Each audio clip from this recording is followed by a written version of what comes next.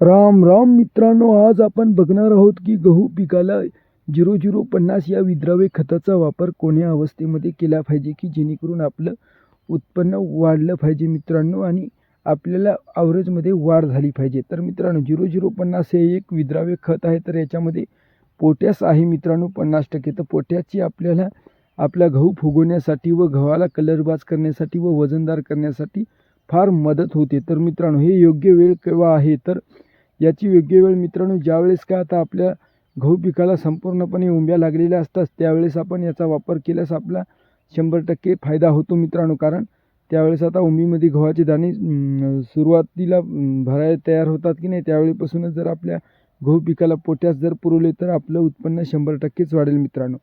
आणि आपण 100% उंब्या लागल्यानंतर 0050 या विद्राव्य खताचा वापर केला तरी चालते आणि उंब्या लागायला सुरुवात झाली तेव्हा जरी केला तरी चालते मित्रांनो। Like subscribe.